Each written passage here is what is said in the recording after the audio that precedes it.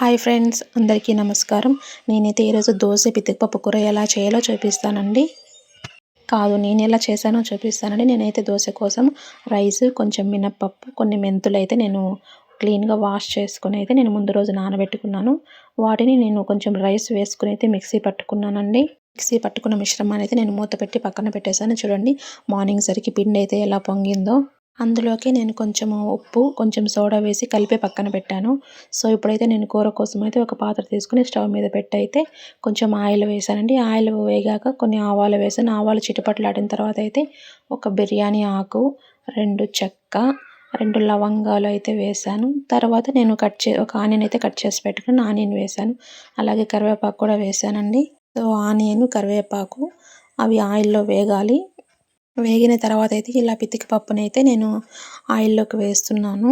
ఈ పితికి పప్పునైతే నేను ఆనపకాయలు తీసుకొని వచ్చి ఆనపకాయల నుంచి ఆనప గింజలన్నీ ఒలిచేసి వాటిని నానబెట్టి వాటి నుంచి అయితే నేను పితికి పెట్టుకున్నానండి. వాటిని కూడా కడిగేసి నీట్గా నేనైతే వేసాను. అలా పితికి పప్పును వేసిన తర్వాత నేను ఒకసారి కలుపుకున్నానండి. బాగా కలుపుకున్న తర్వాత అయితే నేను కొంచెం ఉప్పు అయితే వేసుకున్నాను.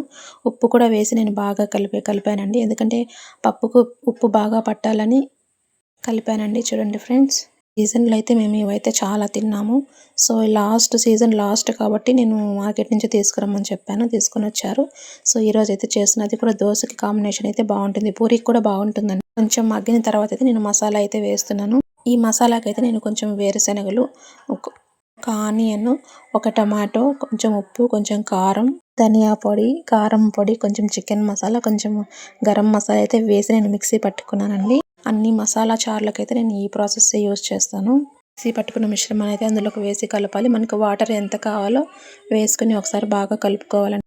ఒక సైడ్ అయితే చారు కాగుతూ ఉంటుంది, ఇంకో సైడ్ అయితే నేను దోశ ప్యాన్ తీసుకునండి దోశ వేయడానికి. చూడండి, ఈ ప్యాన్ పైన అయితే దోశలు ఎంత బాగా వస్తున్నాయో. మామూలుగా నేను ఎప్పుడు గ్రైండర్కి పంపించేదాన్ని, కానీ ఈరోజు అయితే నేను కొంచెమే ఉంది కదా అని నేనైతే మిక్సీకే వేసుకున్నాను. కానీ చాలా బాగా వచ్చిందండి దోశ.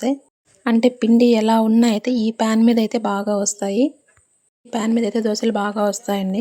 సో ఒక పక్క అయితే చారు అవుతోందండి, ఇంకో పక్క అయితే దోశ వేస్తున్నాను. చూడండి ఫ్రెండ్స్, దోశలు కూడా రెడీ అయిపోయాయి. పిల్లలు దోశలు బాగా తింటారు కదా.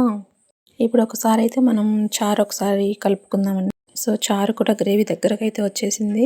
చూడండి, ఇంకా స్టవ్ అయితే ఆఫ్ చేసుకుందాం. ఇదండి ఇవాళ వీడియో. నచ్చితే ఒక చిన్న లైక్ ఇవ్వండి. మీరు కూడా ఒకసారి ఇలా ట్రై చేసి చూడండి. Thank you for watching friends.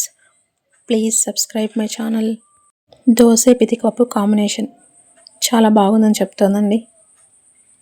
So please ఒక చిన్న లైక్ ఇవ్వండి.